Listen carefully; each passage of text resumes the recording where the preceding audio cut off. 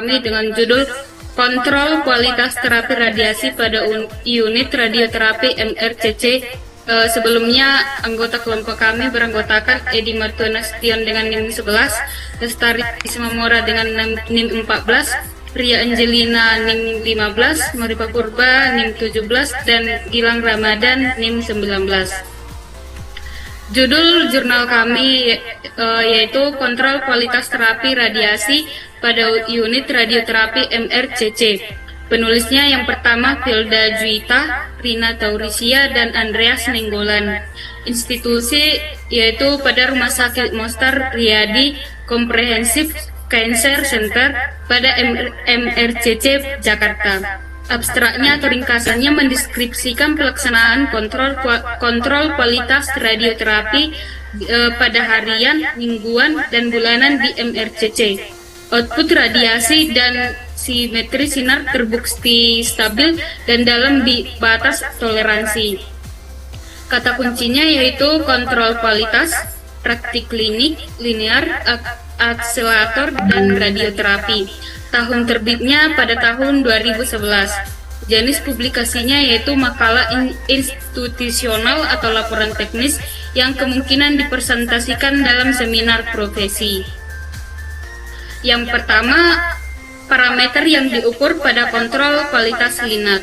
Dalam radioterapi dengan LINAC, kontrol kualitas dilakukan rutin, bisa harian, mingguan, ataupun bulanan untuk menjamin keamanan dan efektivitas terapi. Parameter yang diukur mencakup output radiasi, flatness, simetri sinar, atau akurasi dosis, dan kestabilan alat. Output dicek harian menggunakan bilik ionisasi dan fantom untuk memastikan konsistensi dosis.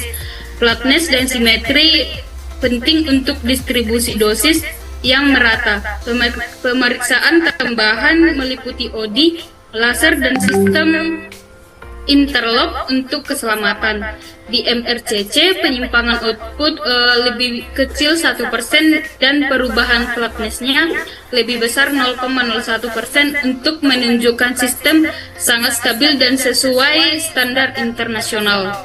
Yang kedua, perbedaan satuan energi foton dan elektron. Foton menggunakan satuan MF karena menggambarkan tegangan maksimum LINAC saat mempercepat elektron yang menghasilkan sinar X. MF tidak menunjukkan energi pasti tiap foton, melainkan rata-rata spektrum energi.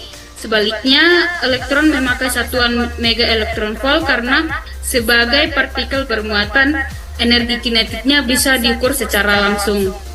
Misalnya, 6 mega elektron volt berarti setiap elektron memiliki energi sebesar 6 juta elektron volt. Perbedaan satuan ini mencerminkan perbedaan sifat fisik antara foton atau gelombang dan elektron atau partikel. Selanjutnya pada standar referensi, di sini pelaksanaan kontrol kualitas terapi radiasi di MRCC mengacu pada standar internasional yang dipakai, terutama pada AAPM Task Group 40 tahun 1994 sebagai pedoman awal jaminan mutu perawat linear accelerator atau LINAC. Namun seiring perkembangan teknologi seperti multi-leaf collimator atau MLC, axiomator, dynamic Wagner, EPIT, cone beam, serta sistem keselamatan, kontrol mingguan dan bulanan menitik beratkan pada parameter mekanik seperti ukuran collimator, beam flatness, dan simetri sinar. Verifikasi praterapi IMRT dilakukan dengan matriks XX, evolution, dan multi-tube untuk memastikan dosis sesuai perencanaan. Dalam pelaksanaan kontrol kualitas LINAC di MRCC terdapat sejumlah elemen utama yang menjadi fokus untuk menjamin keamanan serta ketepatan pemberian dosis radiasi kepada pasien. Salah satu komponen penting adalah sistem penanda laser yang berfungsi untuk memastikan titik isocenter dapat ditentukan secara presisi. Laser ini wajib diperiksa setiap hari guna menjamin sinar tetap akurat dan konsisten terhadap pusat lapangan radiasi. Elemen lain yang tak kalah penting adalah output dosimetri yang harus diperiksa setiap hari untuk memastikan keluaran dosis radiasi tetap konsisten dengan perencanaan. Pengukuran dilakukan menggunakan bilik ionisasi dan platon khusus agar hasilnya akurat. Di sisi lain, sistem keamanan seperti door interlock dan audiovisual kontak harus selalu dipastikan berfungsi optimal demi melindungi pasien dan tenaga medis selama proses penyinaran. Pada kontrol bulanan, perhatian khusus diberikan pada parameter beam flatness dan simetri karena kedua aspek ini berperan dalam memastikan distribusi dosis merata di seluruh volume target. Seluruh elemen tersebut merupakan bagian internal dari program kontrol kualitas di MRCC untuk pendukung mutu dan keselamatan terapi radiasi yang diberikan. Selanjutnya adalah fitur keselamatan. Dalam terapi radiasi, keselamatan pasien dan staf menjadi prioritas utama. Oleh karena itu, sistem kontrol kualitas di MRCC ini mencakup fitur-fitur keselamatan yang ketat. Termasuk diantaranya adalah yang pertama, interclock pintu, di mana interclock pintu ini merupakan sistem otomatis yang memutus daya radiasi bila pintu tidak tertutup sempurna. Berdasarkan prinsip fail-safe-nya, yaitu mesin akan gagal dengan aman jika terjadi gangguan. Kemudian di MRCC ini, interclock prinsip diperiksa setiap hari sebelum terapi dimulai. Kemudian adapun risiko yang jika tidak berfungsi, orang bisa masuk ke dalam ruang pembinaran saat radiasi aktif, dan ini berputus sangat membahayakan karena tubuh bisa terkena paparan berlebih tanpa perlindungan. Kemudian yang kedua adalah alarm individual. Sistem ini terdiri dari lampu peringatan merah dan alarm suara yang aktif saat radiasi sedang diberikan, di mana alarm audiovisual ini bertujuan untuk menyadarkan siapapun di dekat ruang bahwa radiasi sedang berlangsung.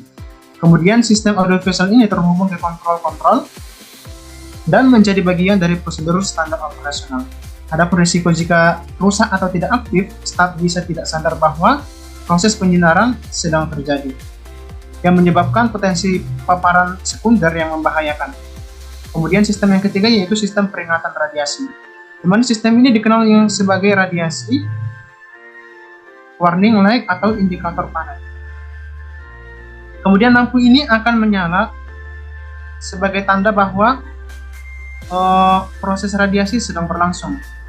Kemudian biasanya ditempatkan di luar ruangan pembinaran, di mana sistem ini memiliki indikator khusus untuk status aktif radiasi, pintu, dan errornya. Kemudian penting untuk menghindari salah langkah staf yang hendak masuk ruangan. Kemudian potensi risikonya. Yang pertama adalah kalibrasi output radiasi yang tidak memadai. Kalibrasi output radiasi harus dilakukan dengan sangat presisi, karena dosis yang diberikan ke pasien harus sesuai rencana.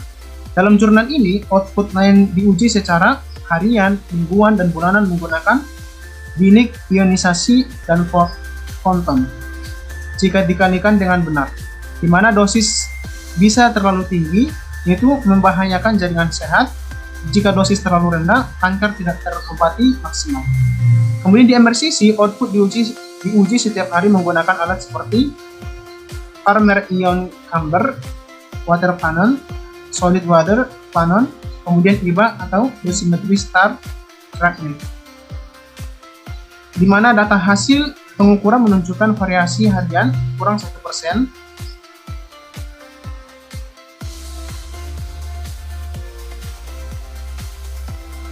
Kemudian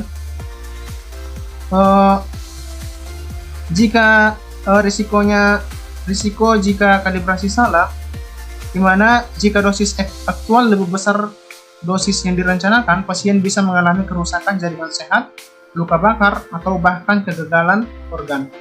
Jika dosisnya kurang yang direncanakan, sel kanker tidak mati, itu menunjukkan terapi menjadi tidak efektif.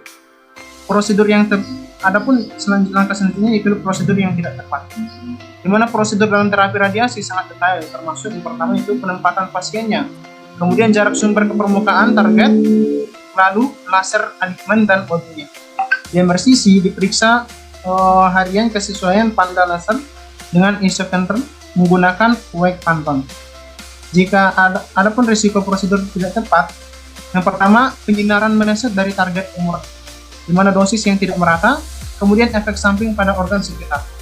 Adapun kesalahan dalam sistem pemaparan radiasi, di mana sistem pemaparan yang digunakan yang pertama yaitu matrix XX evolution, di mana itu adalah array detektor ionisasi yang mendeteksi profil dosis real-time. Kemudian digunakan dalam teknik EMRT, dan di MRCC dilakukan tahap pertama yaitu bandingkan dosis peran dan aktual pada open field. Kemudian tahap keduanya yaitu verifikasi seluruh bidang kebenaran MRT. Adapun fungsi matrix XX yang pertama yaitu memastikan bahwa rencana TPS atau treatment planning system sesuai dengan kenyataan di lapangan. Kemudian mendeteksi error kecilnya seperti ketidaksesuaian posisi lab, MLG, atau fluktuasi energi sinarnya. Kemudian adapun risiko jika sistem pemantauan tidak andal, di mana TPS menyatakan terapi aman padahal kenyataannya penyinaran bisa tidak akurat, bisa menyebabkan ketidakefisienan atau paparan tak terduga.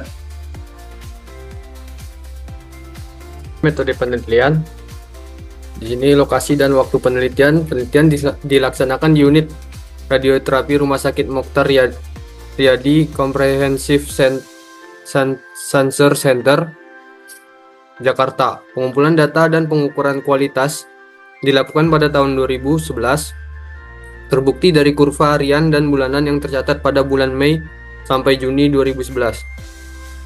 Dengan demikian, semua prosedur QC yang dijelaskan berlaku untuk periode operasional unit tersebut di tahun tersebut. Alat dan bahan yang digunakan pada penelitian ini, peralatan utama yang digunakan meliputi linear accelerator, varian untuk terapi foton dan elektron, sistem kolimator multileaf, indikator LED jarak, dan sistem laser localizer digunakan sebagai bagian dari Linux. Kemudian peralatan yang kedua itu ada phantom dan detektor dosimetri. Itu water phantom 1D dan solid water untuk kalibrasi dos. Dilengkapi chamber ionisasi tipe Farmer untuk pengukuran dosis mutlak. Sebagai alternatif cepat digunakan pula array chamber IBA Star Trek untuk cek keluaran harian.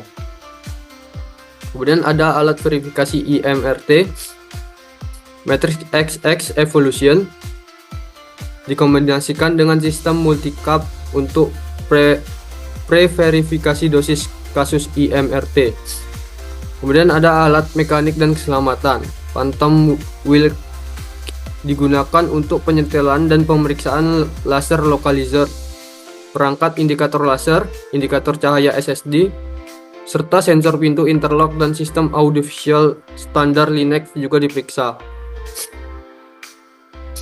Keseluruhan peralatan dikalibrasi sesuai rekomendasi pabrik dan standar GAAE AA PM TG 40/142. Sini ada prosedur kerja. Prosedur kontrol kualitas dibagi menjadi interval harian, mingguan, dan bulanan, serta verifikasi pra-IMRT. Prosedur utamanya adalah sebagai berikut. QC harian. Setiap hari dilakukan pengecekan parameter mekanis dan dosimetri penting sebelum pasien disinari.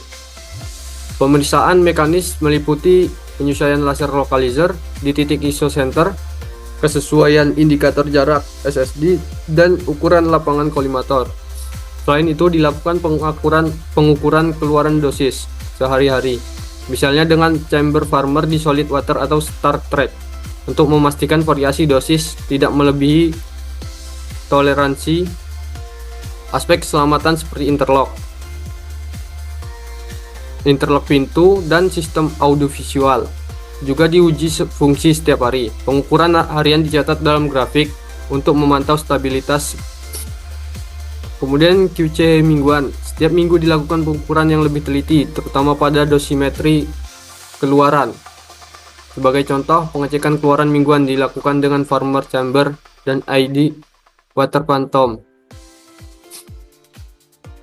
Karena akurasi yang lebih tinggi dibanding pengukuran cepat harian, nilai keluaran mingguan ini dibandingkan dengan baseline untuk mendeteksi drift dosis.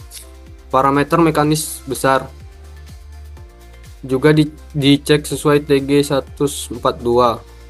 Meskipun sebagian dibahas di pemeriksaan harian atau bulanan, kontrol harian dan mingguan tersedia, sehingga item-item mingguan umumnya adalah pengulangan output konstansi dengan peralatan lebih presisi. Untuk QC bulanan memfokuskan pada parameter yang berubah perlahan.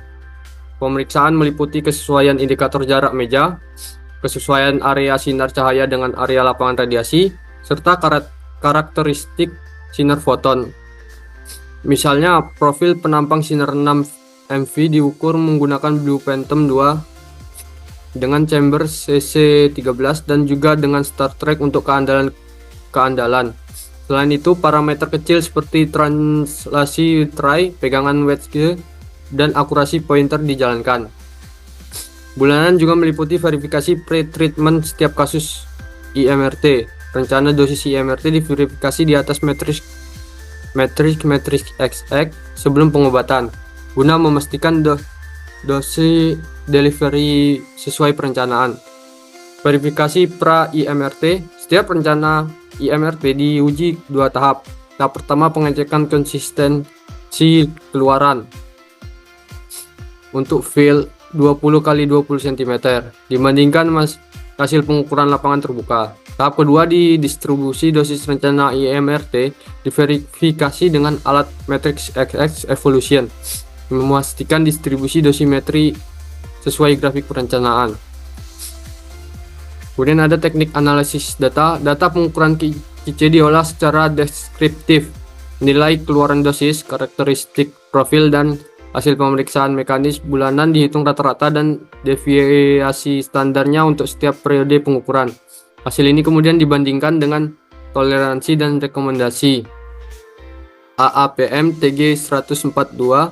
Sebagai contoh, perubahan keluaran rata-rata per bulan ditemukan kurang dari 1%, jauh di bawah toleransi 3% yang disarankan TG 142. Begitu pula penyetilan laser dan indikator SSD. Dengan demikian, setiap parameter diuji terhadap batas aksi TG 142. Jika masih dalam batas level 1 atau inspeksi atau memerlukan tindakan korektif pada ambang level 2/3 sesuai pedoman tersebut. Secara keseluruhan, analisis data bersifat komparatif deskriptif, menilai apakah performa alat memenuhi standar kualitas klinik radioterapi sesuai TG 142 AAPM. Baik, di sini saya akan melanjutkan penjelasan mengenai hasil dan pembahasan. Di mana pertama itu tentang kestabilan keluaran harian Linux. Dapat kita lihat di sini pada gambar 1 mengenai kestabilan keluaran harian Linux, di mana pada grafik ini memperlihatkan kestabilan yang baik pada dosis radiasi yang dihasilkan. Dari grafik tersebut terlihat jelas bahwa perubahan dosis dari hari ke hari sangatlah kecil, tidak sampai melebihi angka 1%. Angka ini jauh lebih rendah jika dibandingkan dengan batas toleransi yang direkomendasikan oleh pedoman. Ini menandakan bahwa pesawat Linux beroperasi dengan konsisten dan memberikan dosis radiasi yang akurat kepada pasien. Hal ini sangat krusial dan untuk memastikan terapi berjalan sukses dan mencegah kekurangan atau kelebihan dosis radiasi.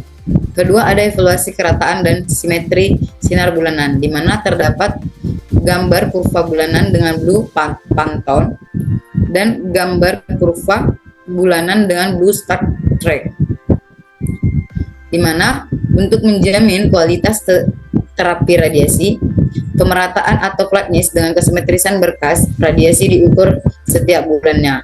Penilaian ini menggunakan 2 alat utama, yaitu pertama IBA dosimetri Blue Patom dan kedua IBA dosimetri Star Trek. Dari data penilaian ini memperlihatkan bahwa pemerataan dan kesimetrisan berkas tetap sangat stabil, tanpa perubahan mencolok dari bulan ke bulan. Kestabilan profil berkas ini krusial dalam radioterapi sebab ia menentukan seberapa merata dosis tersebar di area sasaran. Ketiga, itu ada verifikasi pra-terapi IMRT, di mana melalui dua tahapan, yaitu tahapan pertama dan tahapan kedua. Dalam metode radioterapi intensitas termodulasi ini, atau IMRT, pengecekan awalnya sebelum tindakan sangat krusial karena teknik ini menggunakan pancaran kompleks dengan takaran dosis yang berbeda di setiap area target. Proses pengecekan ini dilakukan melalui dua langkah, yaitu melalui perangkat matrix evolution yang digabungkan bersama multicap. Tahap pertama yaitu membandingkan takaran dosis yang dikeluarkan Linux melalui hasil rancangan di sistem perencanaan terapi atau TPS dengan hasil penyinaran sebenarnya. Contoh, jika perencanaan TPS memperlihatkan bahwa 237 unit monitor atau MU harus menghasilkan dosis 200 sigre. Hasil aktual penyinaran menunjukkan bahwa 237 MU menghasilkan dosis 199,3 sigre. Tahap kedua ialah pengecekan penyebaran dosis IMRT yang rumit memakai detektor Ray atau matrix untuk memastikan bahwa pola pancaran yang dihasilkan Linux itu cocok dengan rancangan TPS. Proses ini menjamin pasien akan menerima penyebaran dosis yang tepat, baik dari segi letak, bentuk, dan juga besar dosisnya. Lalu pentingnya program jaminan mutu dalam radioterapi. Pengawasan mutu merupakan bagian penting dari penjaminan mutu radioterapi. Mencakup perlengkapan SDM, SDM pelatihan, dan alur kerja yang baik sesuai pedoman IAEA.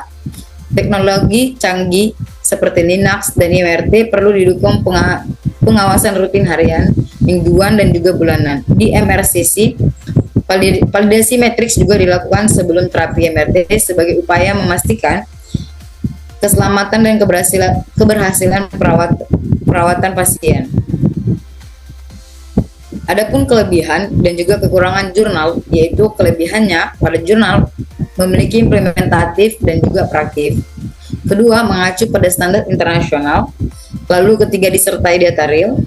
Keempat, fokus pada verifikasi MRT. Dengan kekurangannya yaitu kurangnya deskripsi teoritis. Kedua, statistik pembahasannya sangat minim. Ketiga, tidak membahas sistem secara menyeluruh. Keempat, referensi kurang mutakhir dan terbatas. Yang terakhir yaitu format penulisan kurang rapi. Untuk selanjutnya akan dilanjutkan oleh Saudari Ria.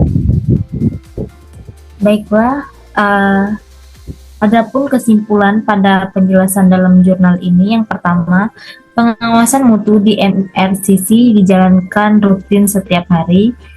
Yang kedua, keluaran radiasi Linux ternyata stabil. Yang ketiga, kemerataan dan kesimetrian berkas sinar bulanan juga sangat stabil. Yang keempat, pengecekan praterapi IMRT memakai matrix XX dan multicube dilakukan 2 kali. Yang kelima, fitur keamanan seperti interlock, pintu, bunyi alarm, dan tanda radiasi diperiksa setiap hari. Yang keenam, jurnal ini memakai standar internasional yang diakui.